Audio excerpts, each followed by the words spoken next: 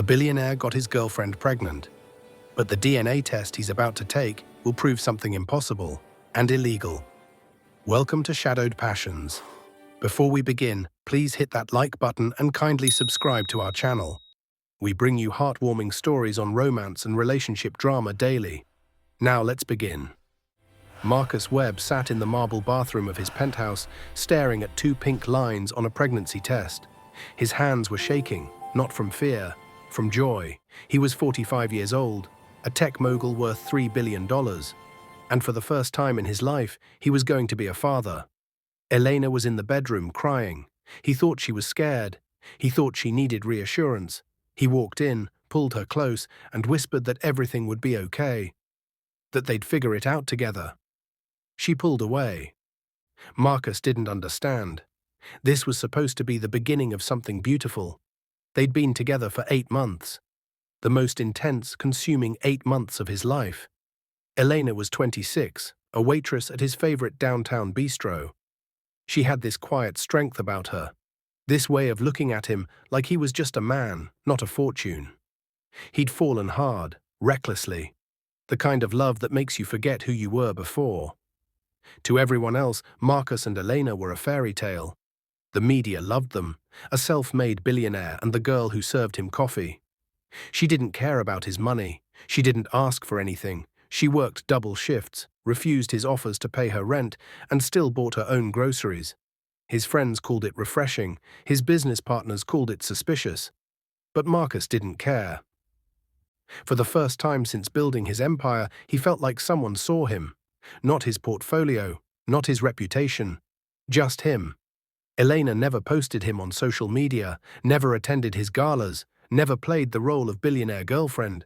She kept her life small and separate, and Marcus respected that. He thought it meant she was real. What he didn't know was that Elena wasn't protecting her privacy. She was protecting a secret. But inside the penthouse, things were different. Elena had started pulling away 3 weeks ago. She'd stare at him across the dinner table like she was trying to memorize his face. She'd wake up in the middle of the night and just watch him sleep, tears streaming down her face. Marcus asked her what was wrong. Every time she said the same thing. Nothing. I'm fine. Just tired. He didn't push. He thought she was overwhelmed. Dating someone like him came with pressure, scrutiny, a life she never asked for. But now, holding that pregnancy test, everything felt different. Heavier. Eleanor wasn't crying because she was scared. She was crying because she knew something he didn't. Something that would shatter the illusion of their perfect love story. Marcus tried again. He sat beside her on the bed, took her hand and told her they could do this. That he wanted this. That she was the only woman he'd ever wanted to build a life with.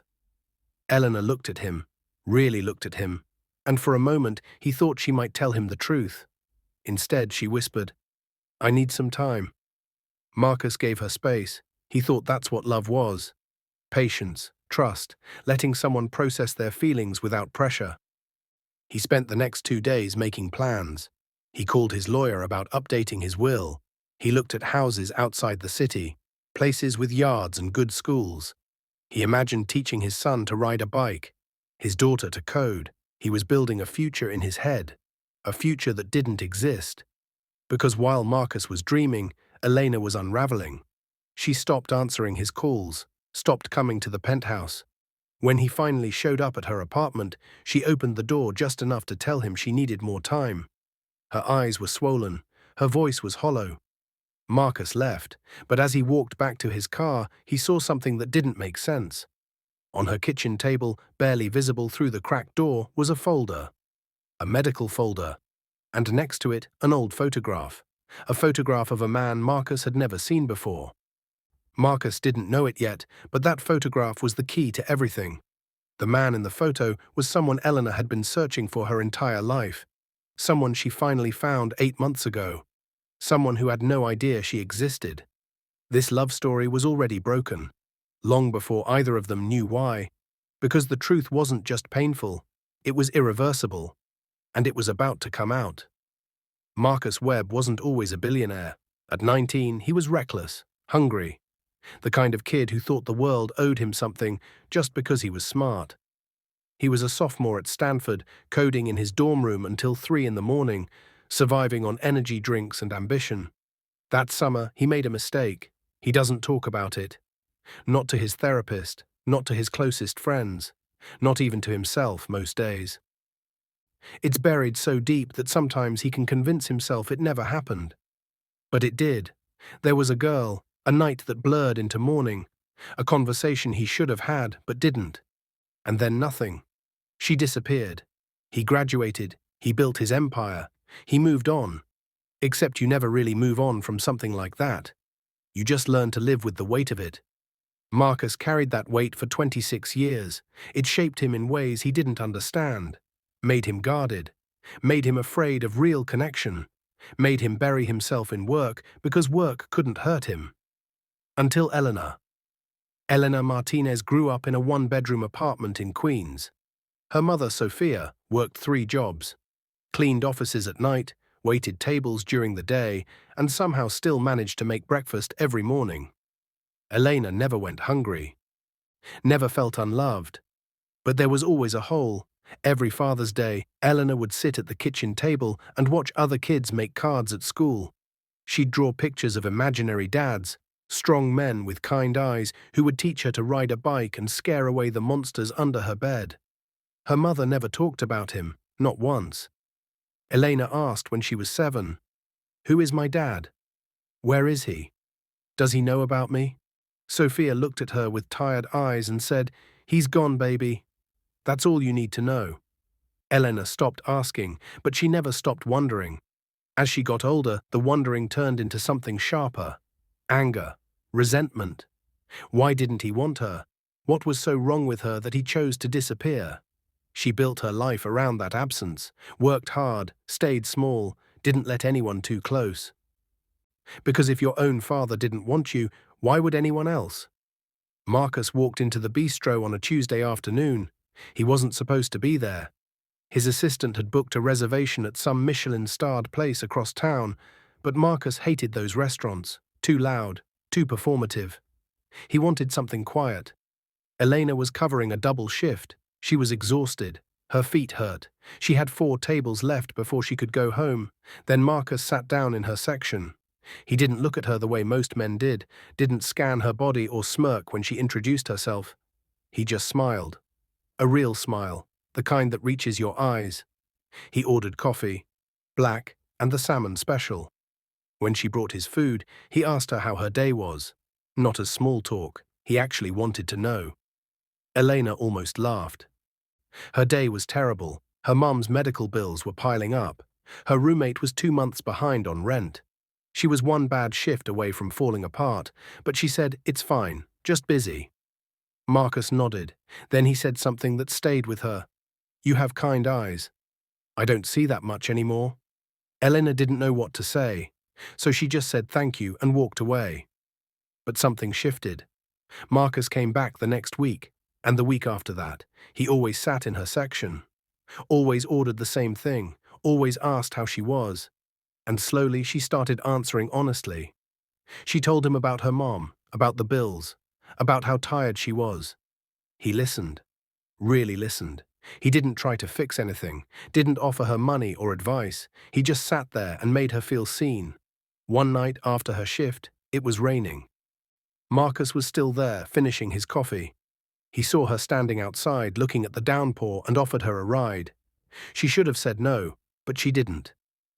They talked the entire drive, about everything and nothing, about dreams they'd given up on, about the versions of themselves they used to be.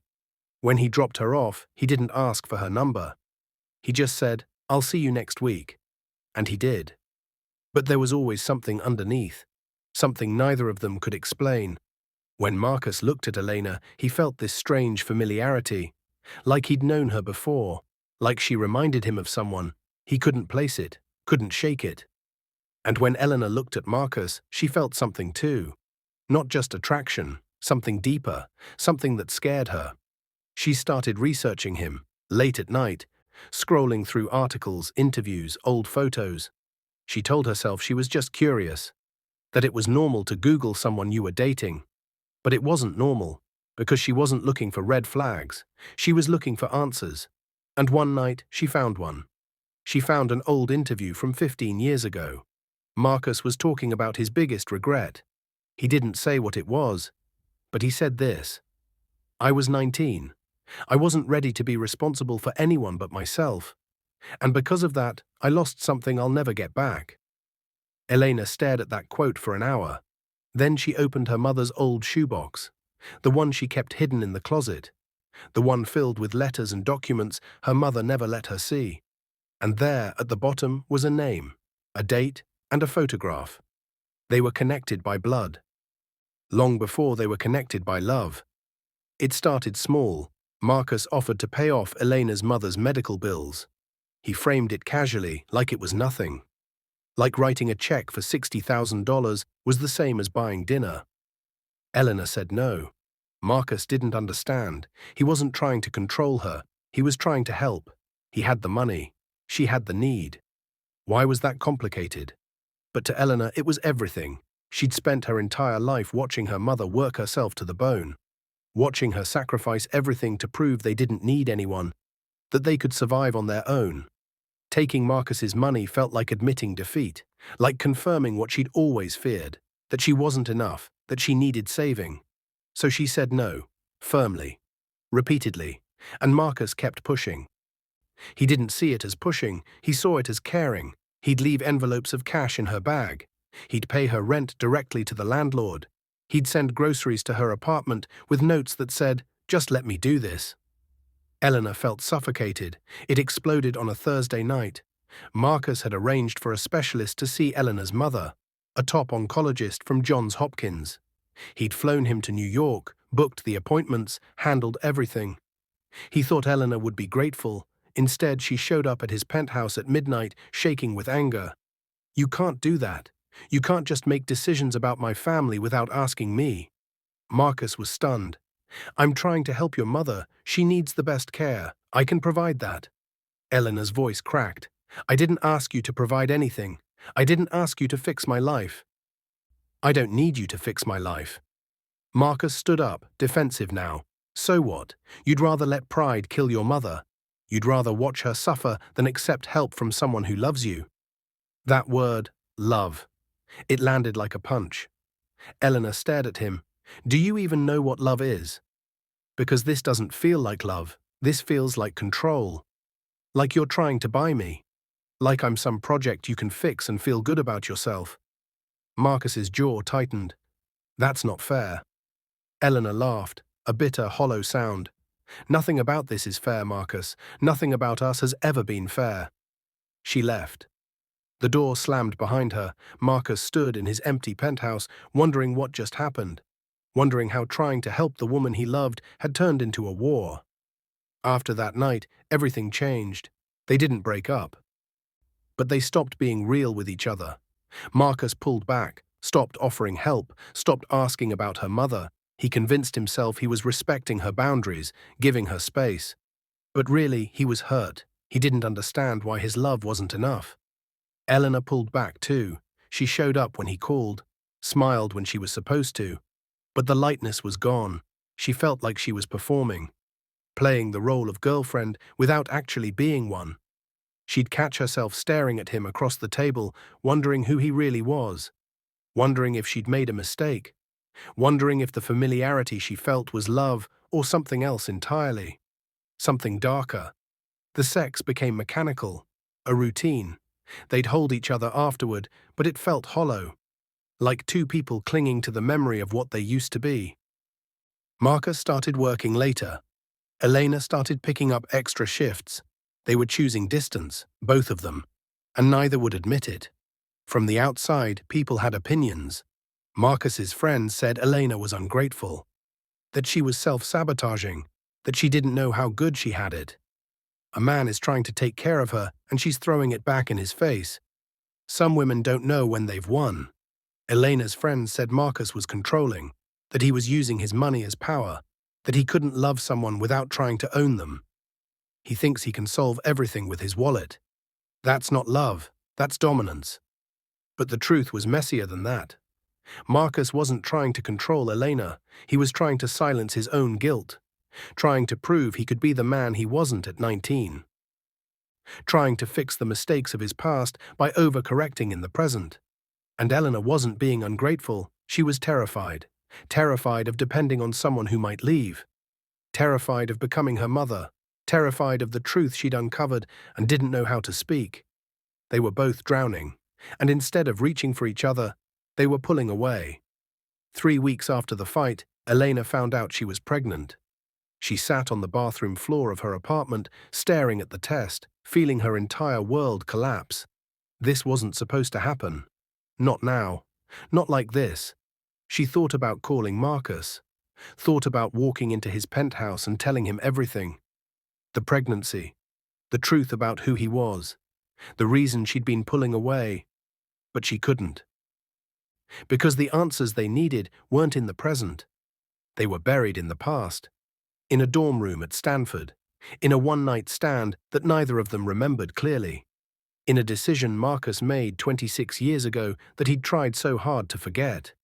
Elena knew the truth now. She'd known it for weeks. She'd seen the documents, matched the dates, connected the pieces. But knowing the truth and speaking it are two different things. And speaking it would destroy everything. So she sat on that bathroom floor, alone, holding the test, and made a decision.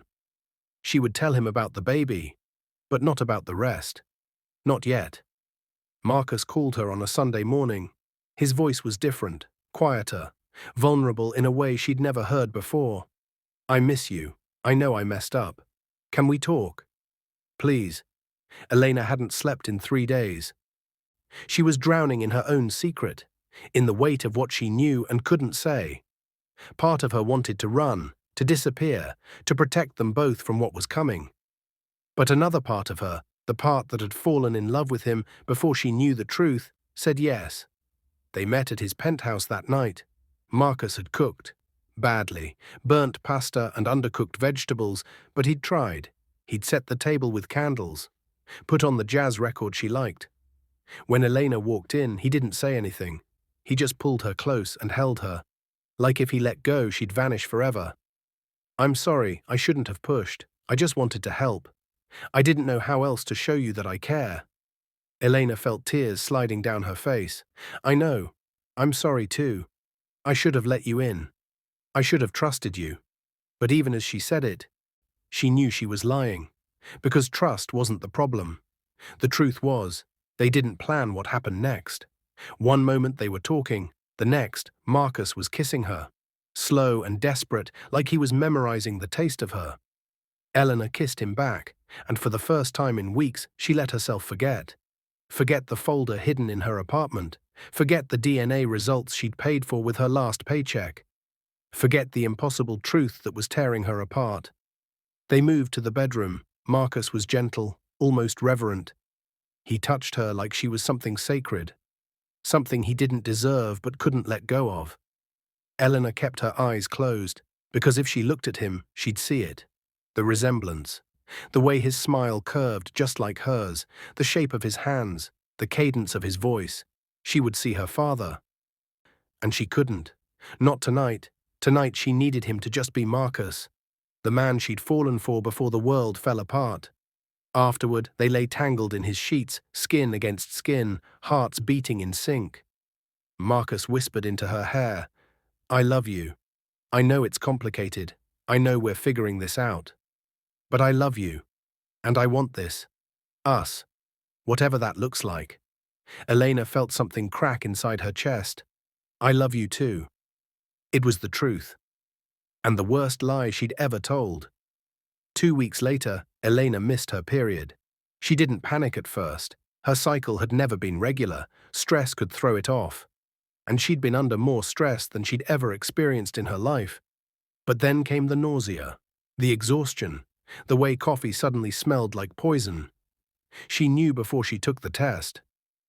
She sat on her bathroom floor at 6 in the morning, waiting for the results, feeling her entire life narrow to 2 pink lines.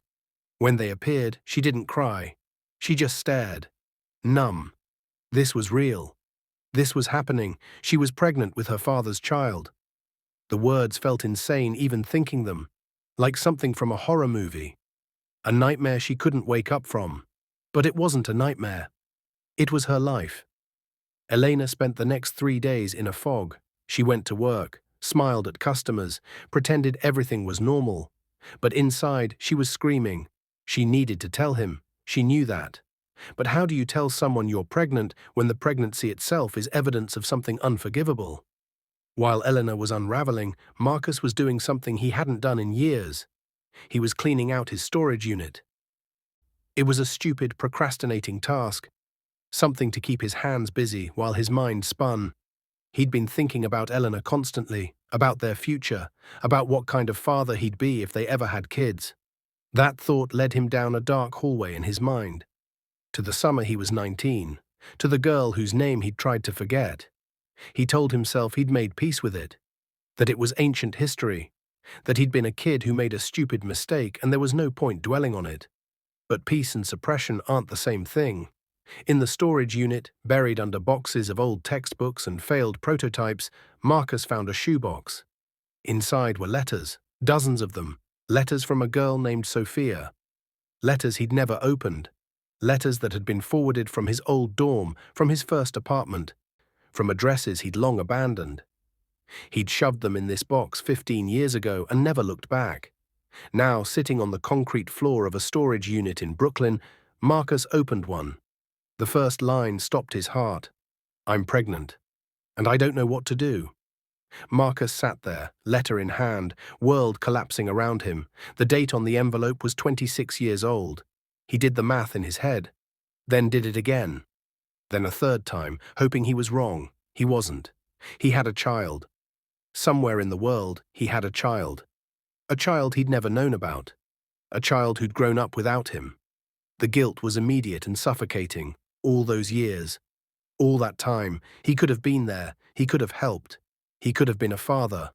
Marcus opened another letter, and another, watching Sophia's desperation grow. Watching her beg him to respond. Watching her finally give up. The last letter was dated 23 years ago. "I'm not going to contact you anymore. I'm keeping her. I'm naming her Elena. And I'm going to make sure she never feels the absence you left behind." Marcus dropped the letter. Elena. It wasn't possible. It couldn't be possible. But even as he thought it, he knew.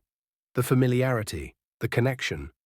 The way she looked at him sometimes, like she was searching for something. The truth was already in motion, and no one could stop it. Marcus pulled out his phone with shaking hands. He needed answers. He needed to be wrong. But deep down, he already knew. He'd fallen in love with his daughter.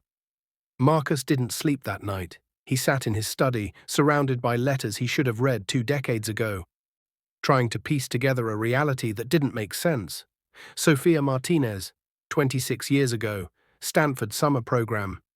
He remembered her now. Barely. A blur of a memory. She was visiting a friend. They met at a party. One night, maybe 2. He was drunk, stupid, 19 and convinced the world revolved around him. When she stopped showing up, he didn't ask why.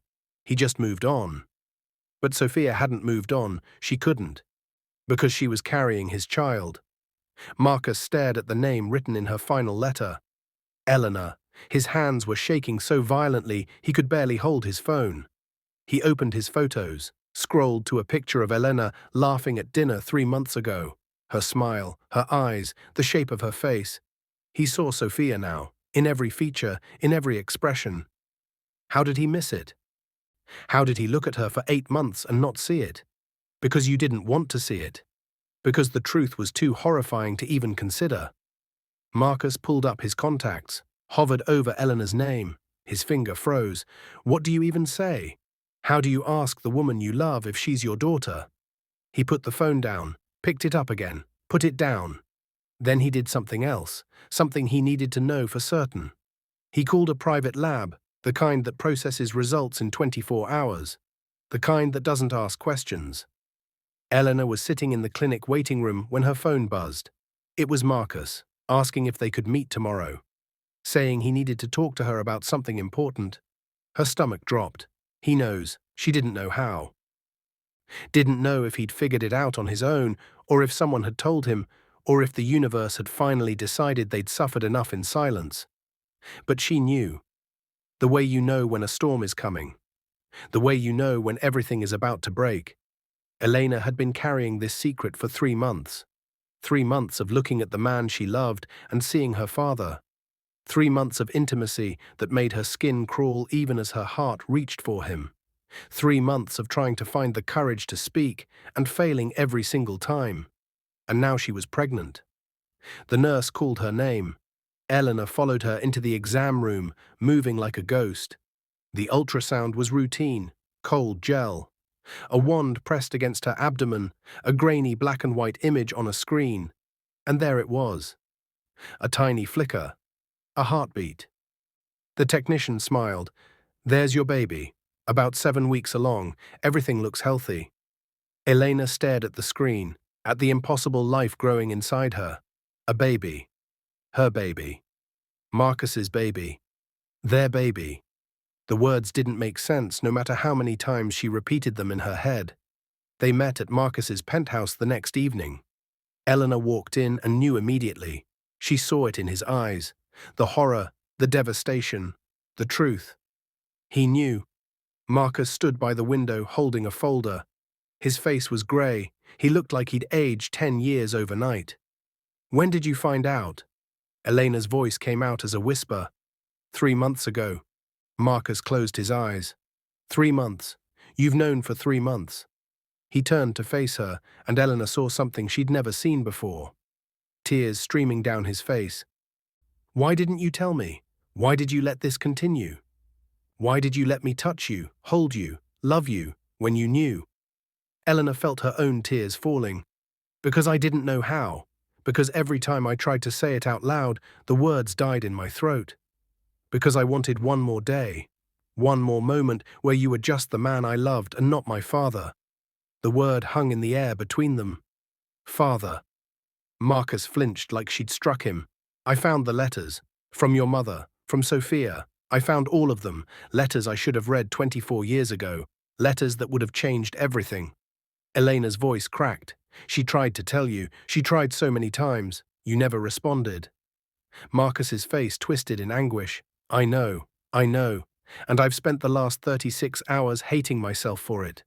For being too selfish, too cowardly, too stupid to take responsibility for what I'd done." He opened the folder, pulled out a document, held it up with shaking hands. "I got the DNA test back this morning. Just to be sure, just to confirm what I already knew. The results were definitive, 99.9% probability. Marcus Webb was Elena Martinez's biological father." They stood there in silence, 2 people who'd built a love story on a foundation that should have never existed. Eleanor spoke first. Her voice was hollow. "I'm pregnant." Marcus's face went white. "What? I found out a week ago. I'm 7 weeks along." The folder slipped from Marcus's hands, papers scattered across the marble floor, DNA results, letters, photographs, the evidence of their impossible reality. Marcus staggered backward, sat down hard on the couch. Put his head in his hands. This can't be happening. This can't be real. But it was real, undeniably, horrifically real. Eleanor sat down beside him, not touching, just existing in the same devastated space. "I don't know what to do. I don't know how to fix this." Marcus looked at her. Really looked at her. And for the first time he saw it clearly. His eyes, his mother's chin. The way she bit her lip when she was thinking. He saw his daughter. And the love he'd felt for her, the romantic, consuming love, curdled into something else. Shame, grief. A protectiveness that should have existed from the beginning, but came 24 years too late. They sat there until the sun set. Until the penthouse filled with shadows. Neither of them knew what came next. Neither of them knew if there was a next. All they knew was this. The connection they'd felt from the very beginning, the pull that neither could explain, finally made sense. It wasn't fate, it wasn't destiny, it wasn't love at first sight. It was biology. It was blood recognizing blood. It was a father and daughter finding each other in the worst possible way. They finally understood why this love felt wrong. Because it was. And now they had to figure out how to live with that truth. How to undo 8 months of intimacy that should have never happened. How to become father and daughter when they'd already been lovers. How to explain a pregnancy that was both a miracle and a nightmare. The answers didn't exist, but the consequences were already growing. Inside Elena, inside their shattered hearts, inside a future that would never be what either of them had imagined. Marcus didn't leave the penthouse for 3 days. He cancelled meetings, ignored calls from his board, let his empire run itself while he sat in the dark, trying to comprehend what his life had become.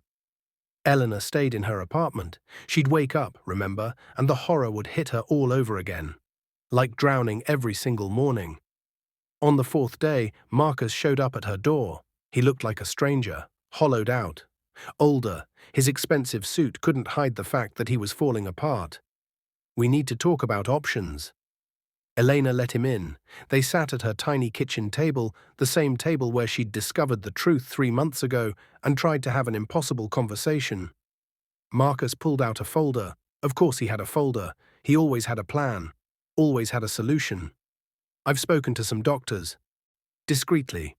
"There are facilities that can handle this. Private, no questions asked, no records. You'd be taken care of. Afterward, we could figure out what comes next." Eleanor stared at him. "You want me to get an abortion?" Marcus flinched at the word. "I want you to have a choice. I want you to not be trapped by my mistake." His mistake, like the baby was just another error in his code. Another problem to be solved with money and discretion. Elena's voice was ice. "Do you think this is about money? Do you think you can just write a check and make this disappear?" "That's not what I'm saying." "Then what are you saying, Marcus? Because it sounds like you're trying to fix this the same way you tried to fix my mother's medical bills. The same way you fix everything. By throwing money at it until it goes away." Marcus stood up, agitated. "What do you want from me? You want me to pretend this isn't happening? You want me to let you carry a baby that should never exist? A baby that's the result of the worst thing that's ever happened to either of us?" Elena stood too. "This baby is also a victim, just like I was. Just like my mother was. This baby didn't ask to be conceived this way, and I'm not going to punish it for your guilt. So what's your plan? You're going to have it. Raise it? Tell it what, exactly? That its father is also its grandfather. That it was conceived in a relationship that makes everyone who hears about it want to vomit." Elena slapped him. The sound cracked through the apartment. Marcus stumbled back, hand on his face, eyes wide with shock. Elena's voice shook. "Don't you dare talk about my child like that. Don't you dare make this about your shame. You don't get to decide what happens to my body. You lost that right the second you abandoned my mother 24 years ago." Marcus's face crumpled. "You're right. You're right. I'm sorry." But the damage was done. Over the next 2 weeks, something changed. Marcus tried a different approach. He stopped talking about solutions, stopped bringing folders and options. He just started showing up. He'd bring groceries, sit quietly while Eleanor worked on her laptop, ask if she needed anything, and actually accept it when she said no. He was trying to be a father, the father he should have been from the beginning. But it was too late for that, and they both knew it. Eleanor would catch him looking at her sometimes, not with the desire he used to have, with something else, sadness, regret, a longing for a relationship they'd never have. She'd wanted a father her entire life, and now that she had one, she couldn't bear to be in the same room with him. Because every time she looked at Marcus, she remembered. His hands on her skin, his breath on her neck, the way he'd whispered her name in the dark. You can't erase 8 months of intimacy just because you learn the truth. The body remembers even when the mind wants to forget. Elena started having nightmares, vivid, horrible dreams where she was a child and Marcus was holding her, but then the dream would shift and she was in his bed and she'd wake up screaming.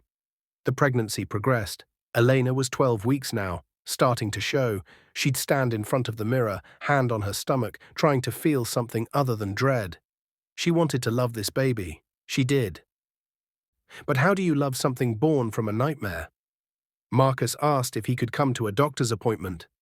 Eleanor said no. Then, after a long silence, changed her mind. They sat in the waiting room together, not touching, not speaking, two people bound by biology and trauma and a mistake neither could undo. When the ultrasound technician showed them the screen, showed them the baby moving, Marcus started crying. Eleanor watched him, watched her father weep over his grandchild.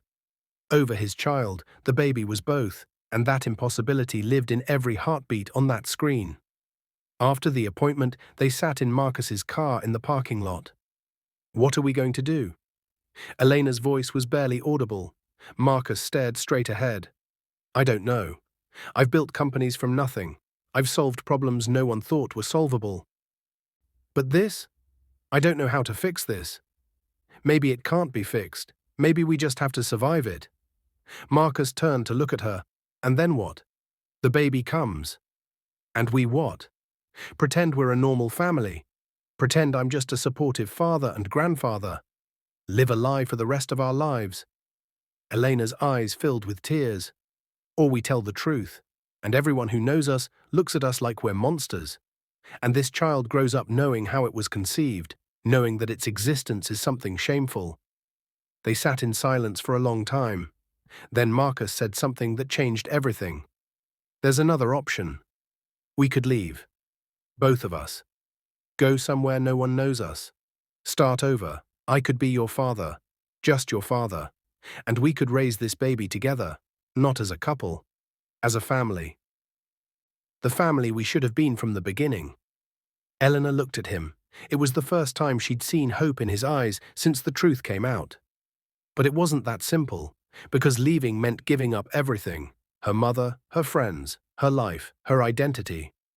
And staying meant living in the shadow of what they'd done. Every choice destroyed someone, the baby, themselves, the people who loved them. There was no moral escape, no path that didn't leave blood on the floor. Eleanor put her hand on her stomach, felt the small swell of life beneath her palm, and realized the hardest truth of all. This baby deserved better than them. Better than the circumstances of its creation. Better than two people drowning in shame and trying to convince themselves they could breathe. But the baby only had them. And that was the real tragedy. Elena made her choice on a Tuesday morning. She woke up at 5, packed a single suitcase, and left her apartment while the city was still dark. She didn't leave a note, didn't send a text, just disappeared. Marcus found out when he showed up at her door that evening with dinner and prenatal vitamins. He knocked. No answer. He knocked again. Nothing. He called her phone. It went straight to voicemail. He called again. And again. 15 times before he finally understood. She was gone. Marcus stood in that hallway for 20 minutes, holding a bag of Thai food that was getting cold, feeling his world collapse for the second time in a month. He wanted to be angry, wanted to feel betrayed, but all he felt was relief. Because maybe this was the answer. Maybe separation was the only moral choice left. Maybe the kindest thing they could do for each other, for the baby, was to stop trying to force a relationship that was built on a foundation of horror. But relief doesn't erase love, or guilt, or the desperate need to know she was okay. Marcus went home and hired 3 private investigators. Eleanor went to her mother's sister in New Mexico. Aunt Carmen lived on 5 acres outside Santa Fe. A small house, quiet, the kind of place where you could disappear and no one would ask questions. Carmen opened the door, took one look at Elena's face, and pulled her inside. She didn't ask what happened. Didn't push. Just made up the guest room and cooked meals and let Elena exist in silence. But silence doesn't heal trauma. It just gives it space to grow. Elena spent her days walking through the desert, hand on her growing belly, talking to the baby in whispers. I'm sorry, I'm so sorry this is your story. I'm sorry you're going to grow up with questions I can't answer, with a history that will hurt you no matter how gently I tell it. She thought about Marcus constantly, wondered if he was looking for her, wondered if he hated her for leaving, wondered if he was relieved. At night, she'd dream about him, not the nightmares anymore, worse, dreams where everything was normal, where he was just a man she'd met at a restaurant, where they were building a life that made sense. She'd wake up and remember the truth, and the grief would hit her all over again, because she'd lost 2 people when the truth came out. Her lover and her father, both in the same moment, both irretrievably. Marcus fell apart methodically. He still went to work, still sat in meetings, still signed contracts, but everyone could see he was somewhere else. Hollowed out, a shell operating on autopilot. His assistant asked if he was okay.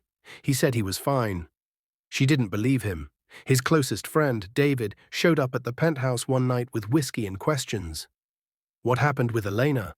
One day you're talking about proposing. The next, she's vanished, and you look like you've seen a ghost.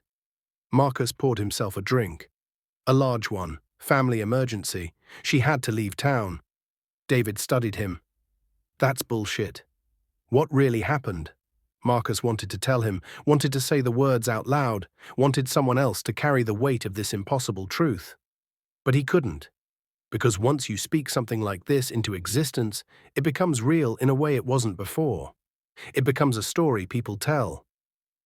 A scandal people dissect. So he just said, "She's gone. And I don't blame her." David left more confused than when he arrived. The private investigators found Eleanor within a week. Sent Marcus her location, photos, proof of life. He paid them and told them to stop. He didn't need more information. He just needed to know she was safe. He wrote her letters. Long, rambling letters he never sent. Letters where he apologized.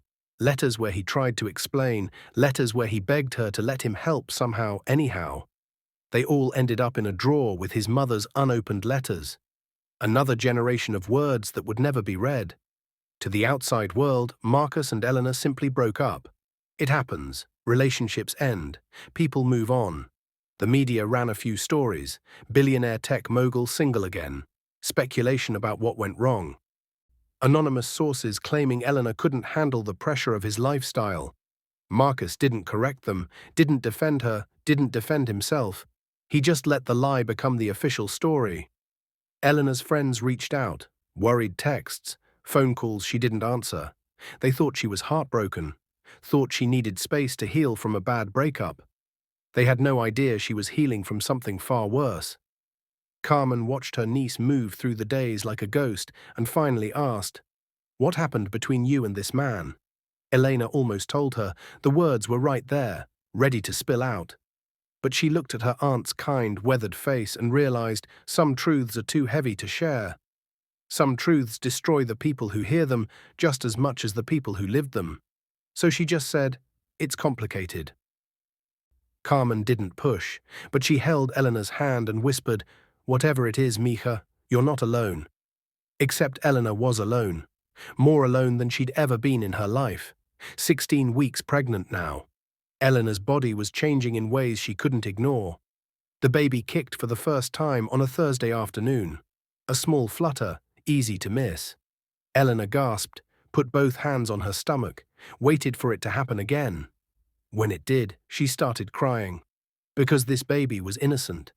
Completely, undeniably innocent. Marcus was a victim, a 19-year-old kid who made a stupid mistake and never knew the consequences. Elena was a victim, a girl who grew up without a father and accidentally fell in love with him. Sophia was a victim, a woman who tried to do the right thing and was ignored. But this baby was the truest victim of all. Born from trauma, conceived in ignorance, destined to carry a story that would define every relationship, every introduction, every moment of its life. Elena looked out at the desert, at the endless, indifferent landscape, and she made a decision. This baby would never know the full truth. She would tell it Marcus was its father. She would leave out the rest. Let it believe its parents had a relationship that ended, but not why. Some lies are mercy. Some secrets are protection. She would carry this truth alone. And in carrying it, maybe she could give her child something she never had. A chance at normalcy. Even if it was built on a mission. Even if it meant living a lie for the rest of her life. Elena gave birth on a cold morning in March. A girl, 7 pounds, 3 ounces, 10 fingers. 10 toes. A head full of dark hair and eyes that hadn't decided what color they'd be yet. The nurse placed her in Elena's arms, and for the first time in 9 months, Elena felt something other than dread. Love. Pure, uncomplicated, fierce love. She named her Sophia, after the grandmother who'd carried secrets until her dying day. Marcus found out 3 days later. One of his investigators had never actually stopped watching, had sent a single text. She had the baby. A girl. Both healthy. Marcus sat in his office, staring at that message for an hour. He had a daughter, and now a granddaughter. Both truths existing simultaneously in a way that defied reason. He wanted to go to them, wanted to hold his child, meet his grandchild, be present in the way he'd failed to be for 24 years. But he didn't. Because sometimes love means staying away. Sometimes the most generous thing you can do is let someone heal without you. Elena sat in the rocking chair at 3 in the morning, feeding Sophia, watching the desert stars through the window. And she finally understood something she'd been too angry, too hurt, too traumatized to see before. This wasn't anyone's fault. Marcus didn't abandon her mother on purpose. He never got the letters. Never knew she existed. He was a kid who made a thoughtless mistake, not a monster who chose cruelty. Elena didn't fall in love with her father because she was broken or sick. She fell in love with a man who was kind to her, who saw her, who made her feel valuable for the first time in her life. Their love wasn't fate, it wasn't destiny, it wasn't some cosmic punishment for past sins. It was just a tragedy, a brutal, senseless collision of circumstances that no one could have predicted or prevented. There was no villain in this story, just victims. All of them. Sophia stirred in her arms, made a small sound, went back to sleep. Eleanor kissed her daughter's forehead and whispered, "You're going to be okay. I promise. Whatever I have to do, whatever I have to carry, you're going to be okay." Marcus never stopped loving Eleanor, but the love transformed, evolved into something that had no name. It was paternal, protective, a desperate wish that she'd find happiness he could never give her. It was grief, for the relationship they'd had, for the father-daughter bond they'd never have. It was gratitude, that she was strong enough to leave, strong enough to protect them both from the alternative. He set up a trust fund. Anonymous. Routed through 3 shell corporations so it could never be traced back to him. Enough money to ensure Elena and Sophia would never struggle, never want for anything. It was the only way he knew how to be a father. From a distance, through silence, through making sure they were taken care of without taking up space in their lives. Some people would call that cowardice, others would call it sacrifice. Marcus didn't know what to call it, he just knew it was all he had left to give. So here we are, at the end of a story with no resolution, no neat bow, no redemption arc that makes any of this okay. Just questions. Should Marcus have tried harder to find Elena, to be present in Sophia's life? Or was staying away the most loving choice he could make? Should Elena tell Sophia the truth when she's older, give her the full, horrible story? Or is protecting her from that knowledge the greater kindness? Should they have kept the baby at all? Was bringing Sophia into the world an act of courage or cruelty? And here's the question that haunts both of them, the one they'll never stop asking. If they'd known the truth from the beginning, if Elena had walked into that restaurant knowing Marcus was her father, would they have still felt that pull, that connection, that sense of recognition, or was the love itself only possible because of the ignorance? There's no villain in this story, just people trying to survive an impossible situation. There's no happy ending, just 2 people learning to live with consequences they never chose. And there's no answer, just the weight of a truth that can never be undone. Marcus and Elena's story doesn't end with closure. It ends with silence, with distance, with a baby girl who'll grow up never knowing the full complexity of her existence. Maybe that's mercy, maybe that's cowardice, maybe it's both. Some stories don't end with answers, they end with questions we're afraid to face, like, what would you do? If you were Marcus, would you fight to be in your daughter's life, your granddaughter's life? Or would you disappear? If you were Eleanor, would you tell the truth? Keep the baby? Try to forgive? And here's the real question. Can love that's born from ignorance still be real? Or does the truth poison everything it touches? I don't have the answer, neither do they. Maybe you do. If this story left you with more questions than answers, you're not alone. That's the point. Some truths are too complex for easy judgment. But here's what I do know. Stories like this, stories that challenge us, that make us uncomfortable, that force us to examine our own moral boundaries, these are the stories that matter. If you want more stories that don't give you easy answers, that push you to think deeper, feel harder, and question everything you thought you knew about love, family, and fate, subscribe to this channel. Because next week, we're diving into something even darker. A woman who discovers her husband has been living a double life for 15 years. Two families, two homes, two complete identities. And when both worlds collide, the question isn't just who he really is. It's whether either version of him was ever real. It's called The Man Who Existed Twice. And trust me, you won't see the ending coming. Hit that subscribe button. Turn on notifications, and I'll see you in the next story. Because some questions are worth asking, even when the answers terrify us.